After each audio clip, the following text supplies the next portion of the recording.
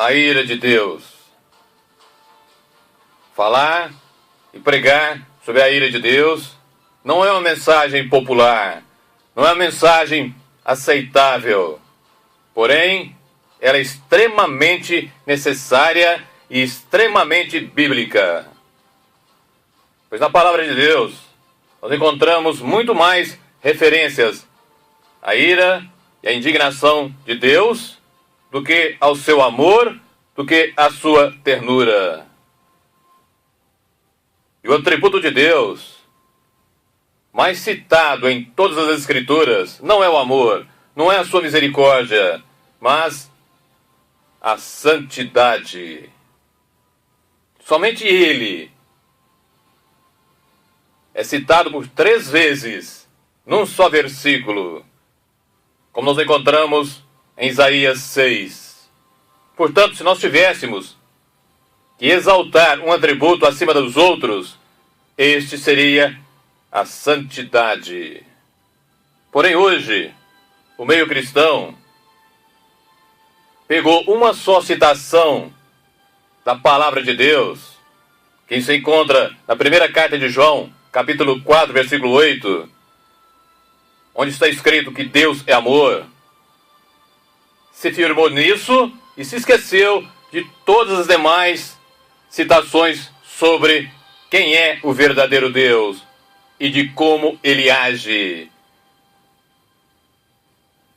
Infelizmente, hoje, o atual Deus da grande maioria dos que se dizem cristãos não é o Deus da Bíblia. A ira de Deus é um atributo tão perfeito como todos os demais atributos de Deus. Quer seja o amor, quer seja o ódio, quer seja a justiça, a santidade. E veja bem, onde foi que pela primeira vez Deus usou a ira, o seu ódio? Na eternidade passada no céu, contra Lúcifer. É o que nós aprendemos lendo Isaías capítulo 14 e Ezequiel capítulo 32. Portanto, muito antes que houvesse o homem, Deus já tinha manifestado o seu ódio e a sua ira. Mas contra que e quem? Contra o pecado. O pecado de Lúcifer. E no Éden, no capítulo 3 de Gênesis, quando o homem pecou e desobedeceu a Deus, ali nós vemos que também a ira de Deus, o ódio de Deus, se manifestou, punindo e castigando o homem, que a partir de então se tornou filho da ira, se tornou filho da desobediência. E somente em Jesus, mediante a vida perfeita, mediante a missão perfeita de Jesus Cristo, para reconciliar novamente o homem com Deus, é que é possível, de fato, ser como éramos antes. Porque Jesus suportou toda a ira do Pai no Calvário. Para que então nós entendamos o Evangelho, é necessário que nós entendamos a ira de Deus. Porque naquele momento, no Calvário, como eu já disse, a ira de Deus teve e foi manifesta de maneira mais violenta. Exatamente contra Jesus, o seu Filho, contra o Filho do Deus Altíssimo. Porque naquele momento, Jesus estava representando você e eu. Estava carregando em si a culpa de todos nós. Por isso, Jesus viveu uma vida perfeita como homem, como representante do homem, e pagou ao Pai tudo aquilo que o homem lhe devia. dando oportunidade, então, da reconciliação novamente entre homem e Deus. Isaías 53:10 diz: agradou ao Senhor, ao Pai, moê-lo. Isaías 53:5 diz: o castigo que nos traz a paz estava sobre ele. Sobre quem? Jesus Cristo. Por isso, cada um de nós, se somos cristãos, temos que realmente viver segundo o que Jesus ensinou, o seu verdadeiro evangelho, e nunca nos colocar e nunca dizer que Deus é somente amor, porque Ele é de fato amor, mas Ele é justo, é um justo juiz, Ele é severo, Ele é um Deus que odeia, Ele é um Deus perfeito em todos os seus atributos e em todas as coisas. Somente Ele é o ser que pode ter essa característica: perfeito em tudo e em todas as coisas. Jesus, na cruz, eu repito mais uma vez, satisfez toda a justiça de Deus e apaziguou a ira do Pai contra o pecador e contra o pecado. Porque o Salmo 5, versículo 5 nos diz que Deus odeia não somente o pecado, mas também ao pecador. E Salmo 7, versículo 11 diz que Deus se ira todos os dias, já tem pronta a sua espada, e se o pecador não se arrepender, ele vai matá-lo. A ira não é uma nódoa, não é uma imperfeição no caráter de Deus, mas é, eu repito, um perfeito atributo de Deus, como todos os demais são. E Ele, o Deus Altíssimo, não quer esconder a sua ira, porque aquele que é santo odeia aquilo que é errado, aquele que é santo odeia o pecado, aquele que é santo, aquele que é justo odeia o mal, odeia tudo aquilo que é errado, aquilo que não é conforme a sua natureza. E Ele não quer em momento algum esconder a sua ira, pois Ele é a justa ira de Deus. Veja bem o desafio que Ele nos faz, a cada um de nós, a todos os homens, para e revelando de fato quem Ele é. Deuteronômio, capítulo 32, a partir do versículo de número 39. Guarde isso. Vede agora que eu sou, e mais nenhum Deus comigo. Eu mato e eu faço viver, eu firo e eu saro, e ninguém há que escape das minhas mãos. Porque levantarei as mãos aos céus e direi: eu vivo para sempre. Se eu afiar a minha espada reluzente e travar do juízo a minha mão, farei tornar a vingança sobre os meus adversários e recompensarei os meus aborrecedores. É o próprio Altíssimo Deus dizendo, é Ele afirmando sobre Ele mesmo, dizendo quem Ele é e o que Ele faz. Mas você pode dizer, mas isso é o Antigo Testamento. Portanto, então agora eu falo do Novo. Entenda, assim como Malaquias 3:6 diz que Deus é imutável, e essa é a causa de nós não sermos consumidos, assim como também Tiago 1:17 diz que em Deus não há mudança nem sombra de variação. Ele é o mesmo no Antigo e no Novo Testamento. Mas em Jesus Ele fez uma nova e eterna aliança. Acompanhe comigo então o texto, um dos vários textos do Novo Testamento, falando sobre a ira e a vingança de Deus. Hebreus 10, versículo 30 e 31.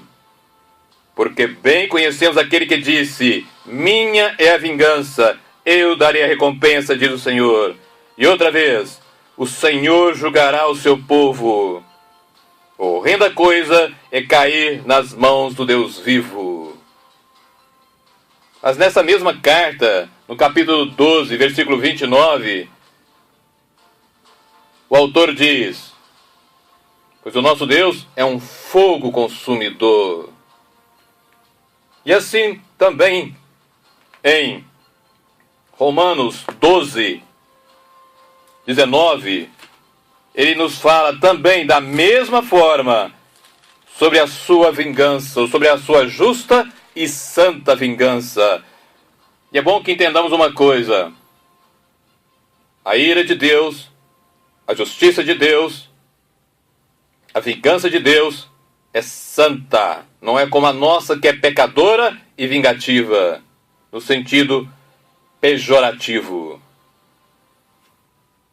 Romanos 12, versículo 19. Não vos vingueis a vós mesmos, amados, mas dai lugar à ira. Veja bem o que ele está falando. Porque está escrito, olha agora: minha é a vingança, eu recompensarei, diz o Senhor. Portanto, a ira de Deus está presente, sim, em todo o agir de Deus. E ainda para nós completarmos, falando de justiça e juízo, o Salmo 89 e o Salmo 97 diz que a base do trono de Deus é o juízo e a justiça. E sobre a ira, é bom que nós coloquemos algumas características dela, sobre a ira do Deus Altíssimo.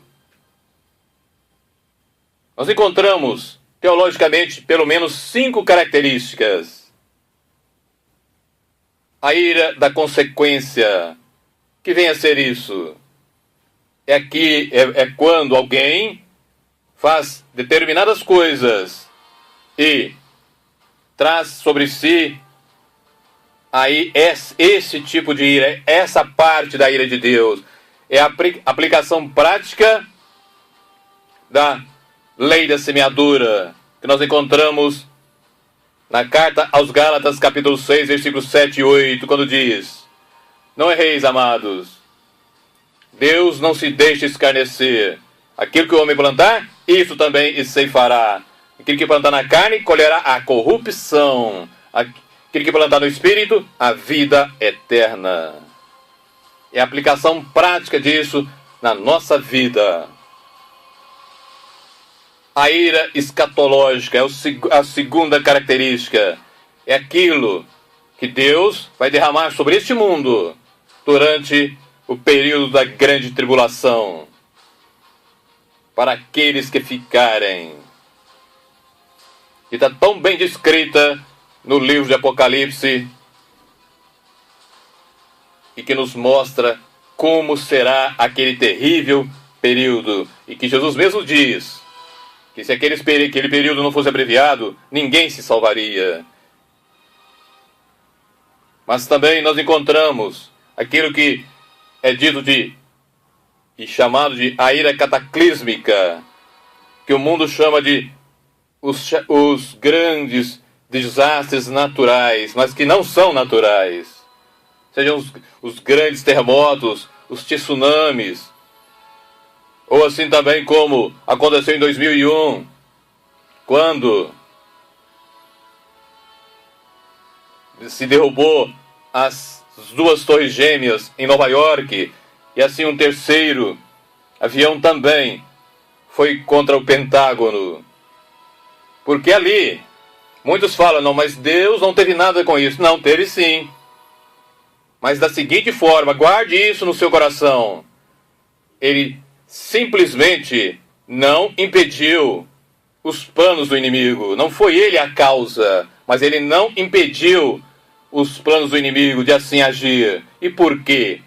É ele falando e mostrando para os Estados Unidos e para todos nós quem ele é e para que acordasse, para que a igreja acordasse, porque daquele momento em diante houve muita mudança naqueles que se dizem cristãos nos Estados Unidos. Mas infelizmente, até hoje, parece que esqueceram daquilo.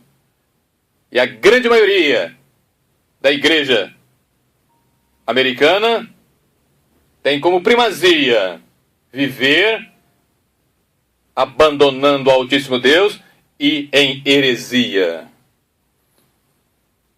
A ira eterna, esta é aquela que o Deus Altíssimo vai aplicar sobre todos aqueles que vivem na prática do pecado e que não se arrependem. Ou seja, é o inferno. E é bom que nós coloquemos mais alguma coisa sobre isso.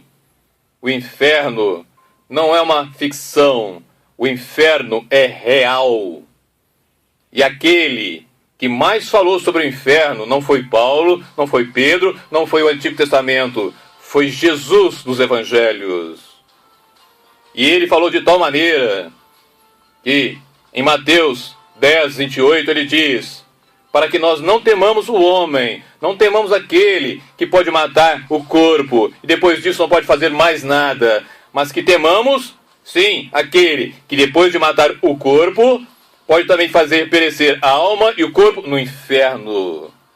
O inferno é real, porque é o local onde Deus vai despejar toda a sua ira. É o local onde todos sofrerão. Mas vão sofrer porque lá não tem Jesus? Não, ao contrário. Vão porque lá a ira do Cordeiro vai se manifestar. E é o que nos diz, por exemplo, Apocalipse 14. Eu vou ler somente o versículo 10. E esses tais beberão do vinho da ira de Deus, que sem mistura é o cálice da sua ira, e serão atormentados com fogo e enxofre, diante dos santos anjos e diante do Cordeiro, diante de Jesus Cristo. E Apocalipse 19 diz que é Jesus que executa a ira de Deus, pois todo juízo foi entregue a ele, como ele nos afirma no Evangelho de João, e assim também como está escrito no livro de Apocalipse. Por isso, é necessário que nós vivamos em comunhão com Ele. Cristianismo é muito mais do que religião. Cristianismo é uma vida em comum com Ele, vivendo e sabendo que Jesus Cristo é o centro e o Senhor de tudo e de todas as coisas. Mas ainda existe a quinta característica da ira de Deus, que é chamada a ira do abandono. É exatamente isso que ocorre. E é exatamente isso que Deus já fez com inúmeras e inúmeras sociedades, e eu creio também com inúmeras e inúmeras igrejas. Porque dizem ser cristãs, mas não vivem. E por que ocorre isso? O texto, ou o melhor texto que define isso, é o capítulo 1 da carta aos Romanos, a partir do versículo 18. Vou somente citar algumas coisas, por isso eu aconselho a você que me ouve a depois meditar sobre isso, sobre esta característica da ira de Deus, e colocar em prática o oposto daquilo que ocorre ali. Porque no versículo 18 nós lemos: porque do céu se manifesta a ira de Deus sobre toda impiedade e injustiça dos homens, que detêm a verdade de Deus em injustiça, ou seja, em mentira. E nesse capítulo, por 3 vezes seguida, no versículo 24, no 26 e no 28, diz: Deus os entregou, ou em algumas versões, Deus os abandonou. Deus os entregou, Deus os entregou, Deus os abandonou. Entregou a quê? aos desejos dos seus corações para fazerem aquilo que não convém.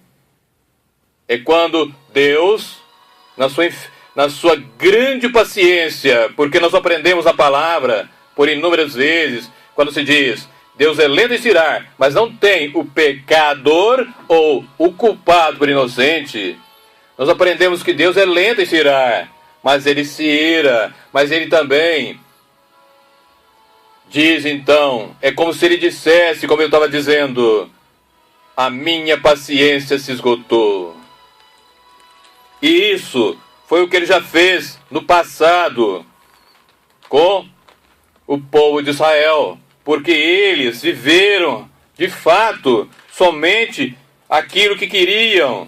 Eles murmuraram contra Deus, foram contra Deus, fizeram a sua vontade, apesar dos inúmeros e inúmeros profetas para adverti-los, para que não fizessem isso, para que voltassem para Deus.